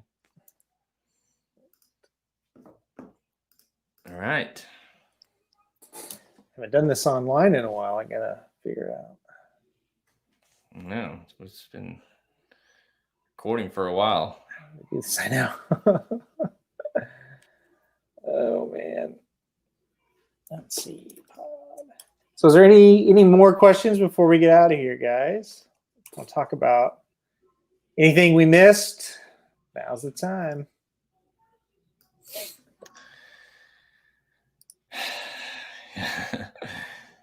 Yeah, we I don't know what's going to happen with the all outfit rule because it seems like we don't want to run people off. Last year we ran Dan off, and now this year COVID's running people off. So yeah, I know. Dennis mentioned something about race 6 at Saratoga Saturday. That's a loaded race. There's a lot of places you could go there. 2-year-olds on the turf, a lot of different angles. Good luck. That's a head scratching type race. Not because of lack of talent, because of talent all around. I mean, there's several firsters in there that I think could fire right out of the gate. I kind of liked Mystical Man for Al Stahl a little bit. I thought that horse was pretty intriguing. Gets Rosario to ride. I thought that was a hell of a sign. Of course, Secret Potion for Chad Brown. I mean, you gotta look at that. I think Pivotal Mission, even though wasn't great on debut, motion second out, that's not a bad angle. And Ortiz stays. So I really think Pivotal Mission is the one of the ones that have made starts that could be tough there. So top selections for the Weah. I don't know if you looked at that one yet, Jared. It's a tough one. I went with My Sister Nat on top. Mississippi off a long layoff. I kind of like, well, let's try to beat her, especially at 6-5. So I went My Sister Nat. I also like the 5 Olympic Games as well. Well, I'm a big Mississippi fan. Yeah, just hasn't been around in a while, and that's kind of well. And she keeps getting like planned to run here, and then doesn't, and then so you kind of wonder what the issue is with that. Obviously, it's been a while, like you say, since the Breeders' Cup. I liked her. At 6-5, that's a hard one to play, though. So. Yep. Obviously, when Chad Brown has another one on the turf here with Jose and with My Sister Nat, like you said, Olympic Games for Clement. I mean, can we talk about Clement? Like this guy. I'm rooting so hard for him. Unbelievable the kind of rate this guy's winning right now at Saratoga. Is Equibase back up? You said it's back up? Yeah, it's back. Okay, let me look at the updated to the second standings here real quick. But yeah, I am so excited that he's ahead. I'm rooting hard for him. I don't think he'll win it, but I am excited for him. I think Chad Brown will win this thing. If Clement beats Chad Brown, it is a huge upset. One of the biggest trainer upsets maybe ever. Let's see. Yeah, right now Clement has 15 wins. And here's a sneaky one. Top Pletcher has 13. Mike Maker 12 and Chad Brown 10. So that's your top 4 right now at Saratoga. There you go. Yeah. So yeah, but Clement winning at 31%. He's there with 15 wins and 31%. That's impressive. And then Todd with 13. He's having a good meet. I think Fletcher's kind of had a couple down years, but a guy like that, his down years are still really good, but he'll be back. But yeah, Chad just 10 out of 54. That's a slump for him. By his standards, the standards he set at this meet, that's a slump for him. But he's within striking distance. Well, I have no doubt that. I mean, if you really doubt that Chad Brown get hot, no. No, I mean, and the thing about it is he could take the trainer standing lead in a day or two. So. Exactly, with many runners he's got running. So. Yep. All right, guys. Remember, check out the website. We got more coverage, of course, for the big weekend. Go get the guide if you haven't got that guide already at racingjuice.com on the products page. We'll have, I think there's 8 of us coverage as far as the top 4 consensus goes. And, of course, Halterman's got the coverage of all the stakes and undercard races. So go check that out, racingjuice.com. All right, until next time, we will probably, by the way, be live sometime during the day on Saturday for the Travers, leading up to the Travers, during the Travers, doing live reaction, whatnot, doing Racing Dudes live. So make sure to go. If you haven't already, make sure you subscribe to us so you can get alerted on Saturday. All right. Thanks everyone for tuning in. We'll